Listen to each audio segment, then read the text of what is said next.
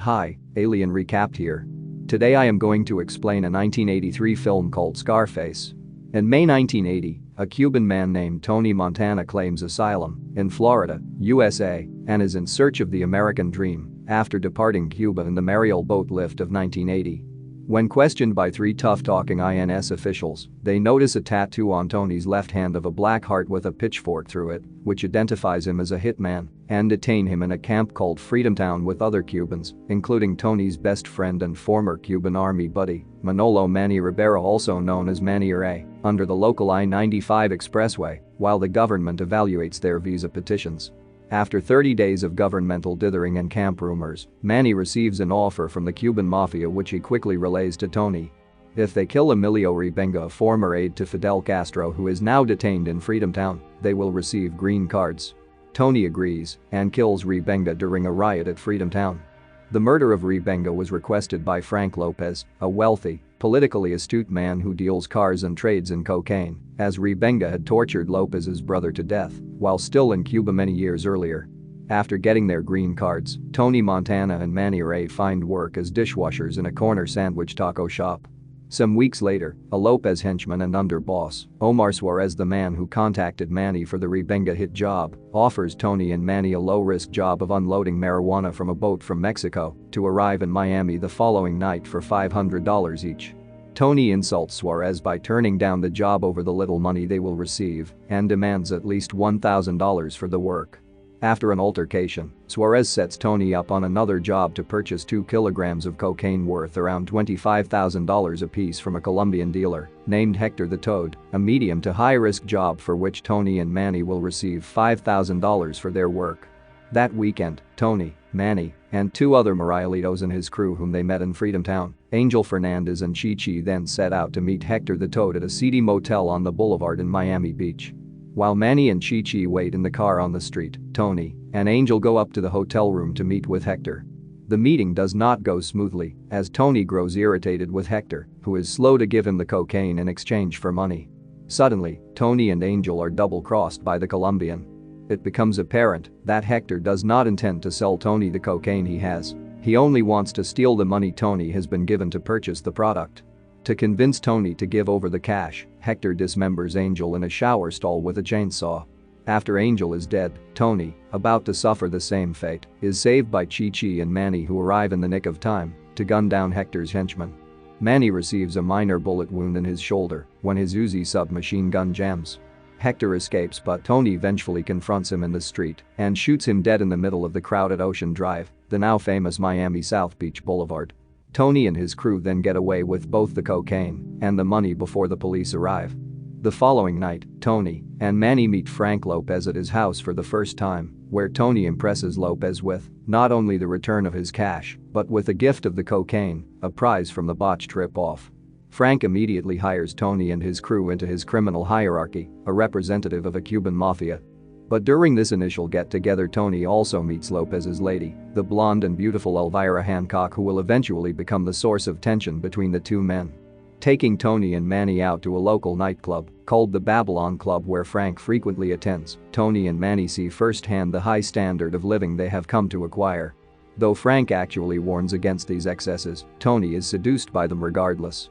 Thus, Tony Montana begins his rise through the ranks of the Miami cocaine underworld. After 3 months, Tony has advanced in the ranks in Frank's cartel from drug runner and purchaser to a trusted lieutenant along with Manny. They work low-risk jobs such as being Frank's bodyguards and messengers.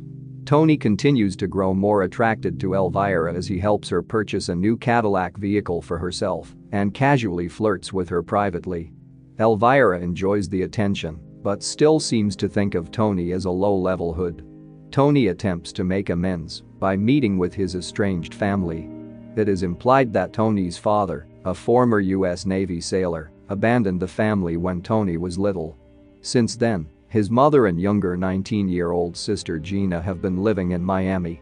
Tony shows up at his mother's and Gina's house one evening, fashionably dressed, and offers them $1,000 in cash for financial support.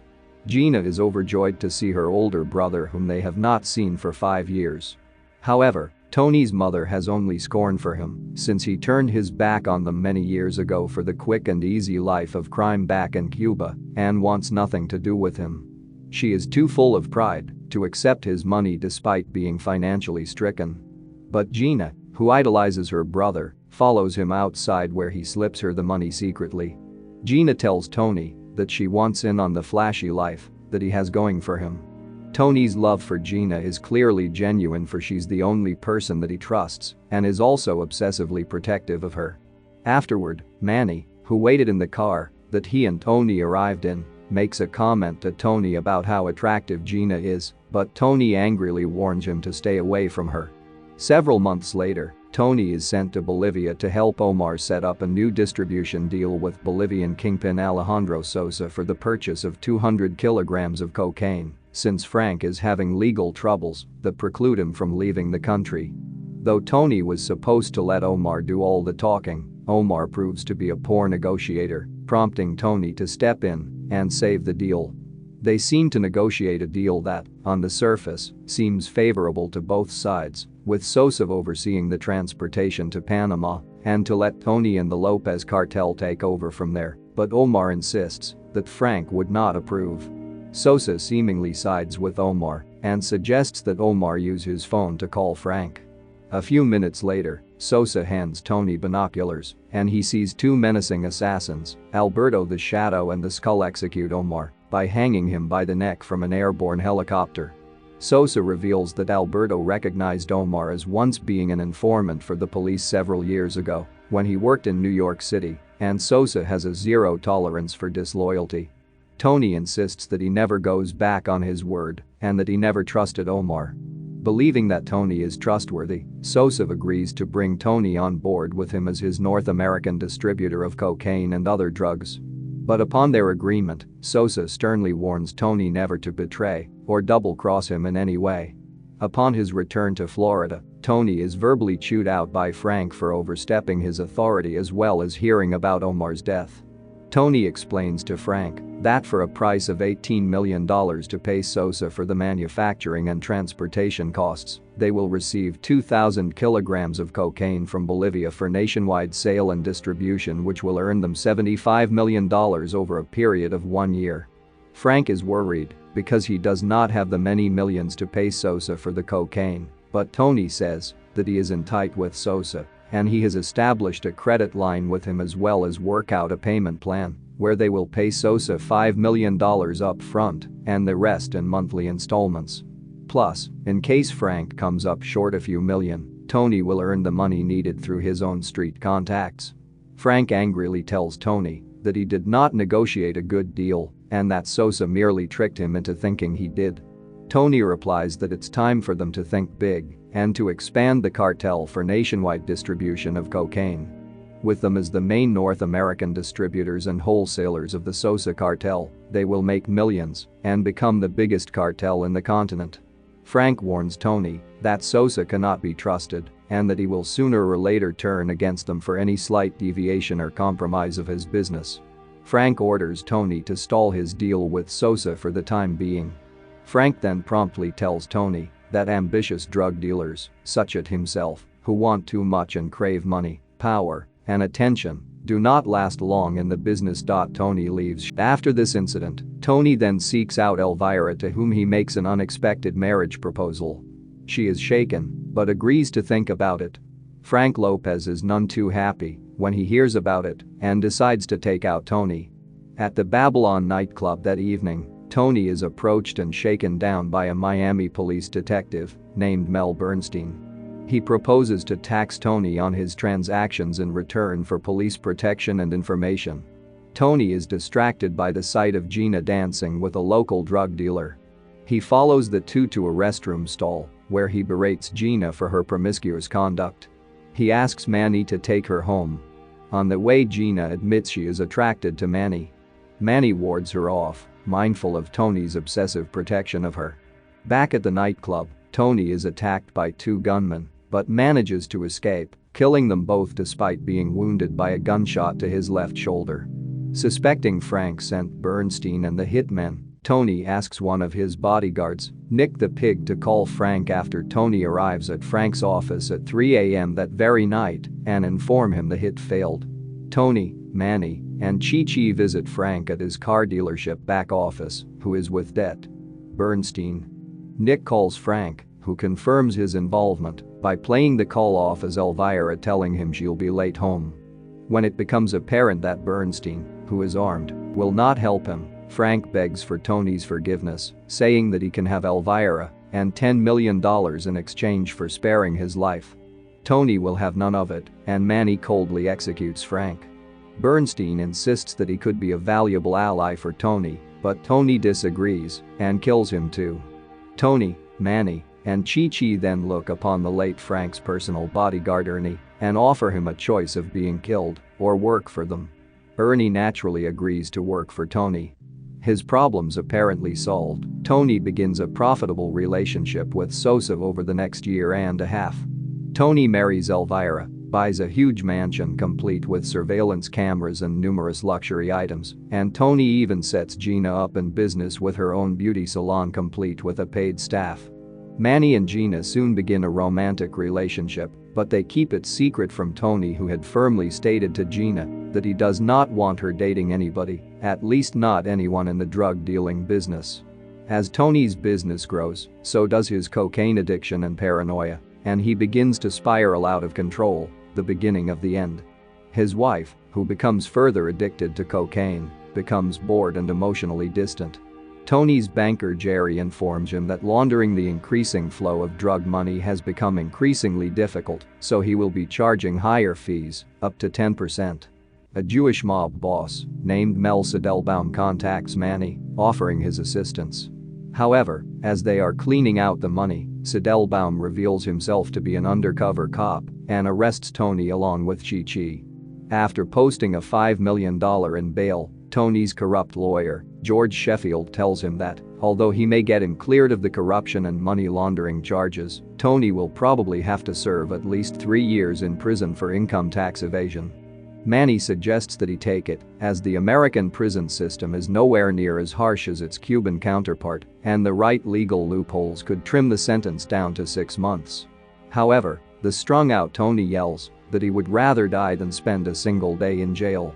After hearing about Tony's arrest, Sosa, not wanting to lose his main distributor, offers Tony a way out of going to prison.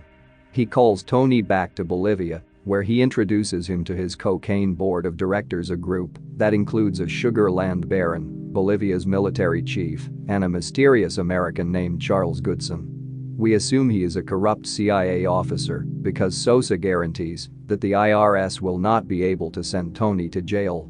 But this help comes at a price. A Bolivian journalist is attempting to expose the ongoing corruption in the Bolivian government involvement in drug trafficking, and his crusade is beginning to hurt Sosa and his partners. Sosa will be sending Alberto to New York to assassinate the journalist, but he needs Tony and his crew to provide some extra muscle. Tony is clearly disturbed by the assassination since it is against his custom to kill a man whom he sees as a civilian. Plus, Tony has never killed anybody who didn't wrong him personally. But seeing no other options, Tony reluctantly agrees to help Sosa with the hit. In the meantime, Tony's marriage with Elvira finally ends when, after a bitter altercation at a local restaurant, she finally expresses her contempt for him and the lives he had led her on and walks out of the restaurant and out of his life. Tony, punch-drunk on cocaine, tells the restaurant's other patrons that his existence is necessary since society needs a man like him to call a criminal. Tony also informs Manny to look after things while he travels to New York on business, but he doesn't tell him anything about the Sosa assassination deal. Tony, with his 2 trusted henchmen, Chi-Chi and Ernie, along with Alberto, travel to New York City, and Alberto places a bomb under the journalist's car with the intention of detonating it outside the UN building before the man addresses the General Assembly and exposes Sosa's cartel. But Tony has second thoughts when the journalist unexpectedly picks up his wife and children. Tony, saying that the team was only supposed to kill only the journalist, shoots Alberto to prevent the journalist's family from being killed. When authorities later discover the unexploded bomb underneath the journalist's car, they realize that an execution had been planned and increased the amount of security protecting the journalist. Sosa is now the primary suspect and Sosa vows to get even with Tony. Returning to Miami, Tony discovers that Gina and Manny, who opposed the trip to New York, have disappeared. Tony visits his mother again, where she angrily tells him about Gina's descent into an immoral life and accuses him of corrupting her with his flashy lifestyle. After getting Gina's home address from Mrs. Montana, Tony goes to the house in nearby Palm Grove. Much to Tony's surprise, Manny unexpectedly opens the door in his bathroom. Tony then sees Gina in a nightgown at the top of the stairs. Enraged that another man has obviously slept with his sister, Tony shoots Manny dead. Hysterical, Gina reveals to Tony that they had just been married and were going to surprise him. Tony, riddled with guilt, has Gina taken back to his mansion. In revenge for Tony's failure to kill the journalist, who has now exposed Sosa and his partners to the world as drug lords, Sosa sends a Latino mercenary hit squad, the size of a large platoon, to Tony's mansion to kill him that evening. Sitting at his desk snorting from an enormous pile of cocaine, Tony realizes and regrets what he has done to his best friend. He takes a call from Sosa and berates him, telling him he's prepared for whatever Sosa can throw at him. When Tony is contemplating his actions, Sosa's mercenaries breach the main gate at Tony's estate and quietly begin to kill all the guards around the mansion. At the same time, a distraught Gina, wearing only an unbuttoned sleep shirt and armed with a revolver, enters Tony's office to confront him with the truth about his feelings for her. She now realizes that Tony loves her in an unnatural way and demands, at gunpoint, that he make love to her. She begins to shoot at him while demanding he take her.